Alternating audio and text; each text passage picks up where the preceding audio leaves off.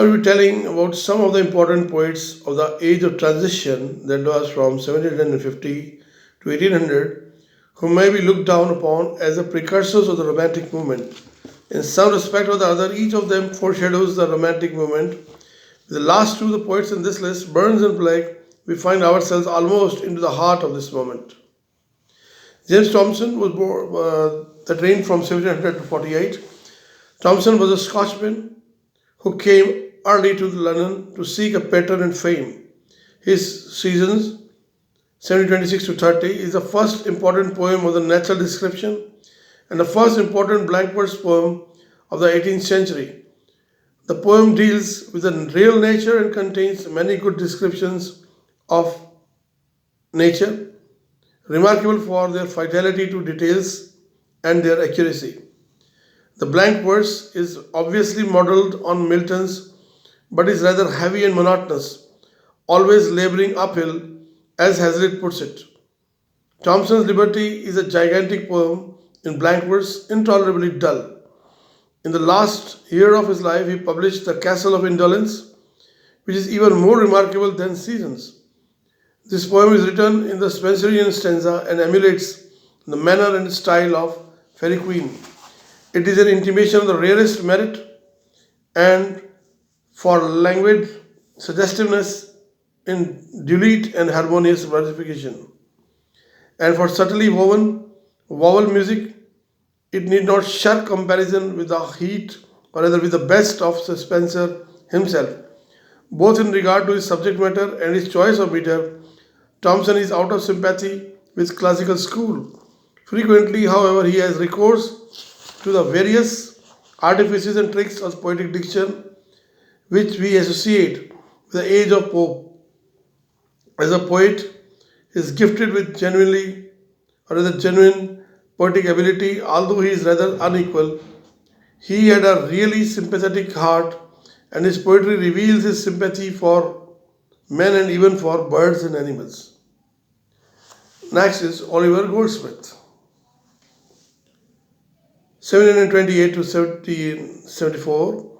His first poem, The Traveller, 1764, deals with his wanderings through Europe and is a series of descriptions and criticisms of the places and peoples of which he had experience.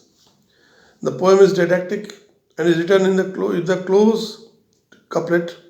This proclaims its indebtedness to the school of poem or to the school of Pope. The traveller is, however, pensive and descriptive and is to a great extent free from the artificial poetic diction of the classic school. The Deserted Village, published in 1770, is perhaps Goldsmith's most famous poem. It abounds in charming picture of village life as it appeared to the writer and in plaintive, melancholy personal reflections. The pathetic note is more freely expressed in the poem than in the earlier one, but through the pathos and melancholy of the poem runs a vein of cheerfulness. Unlike Crabbe, Goldsmith idealizes village life and overlooks its sordid realities. In Goldsmith's work, there is a full share of the sentiment and sentimentality, which was now beginning to take a firm hold on English writings, both in prose and verse. The rest of Goldsmith's writing includes a few songs. The lines, When Lovely Woman Stoops to Folly, being among the best he ever wrote, the humorous ballad, Elegy on the Death of a Mad Dog, and a longer piece, Retaliation, which contains a series of humorous epitaphs on his friends, Burke, Reynolds, Garrick, etc., who are supposed to have been invited to a feast by the author and to have sunk overcome under the table. Goldsmith is seen to be a traditional poet, a transitional poet, stretching one hand to the past and the other hand to the coming age. Next is Thomas Percy, born in 1728 and lived up to 1811. Percy is known in the history of literature not for any original poetry of his own, but for a collection of old ballads which he published in 1765. The relics of ancient English poetry created a widespread interest in old ballad literature and in this way very considerably influenced and inspired the Romantic revival. It is true that Percy altered, adapted, and patched his manuscripts to bring them into harmony to some extent with the poetic standards of the day. He even wrote out some poems and passed them as original pieces, but in spite of this, the relics wielded considerable influence on later poetry. Indeed, Wordsworth wrote of it in 1815.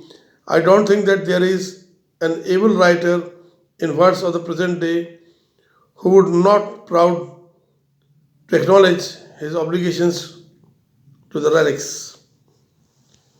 Next in this series, I am speaking about Thomas Chatterton, 1752 to 1770.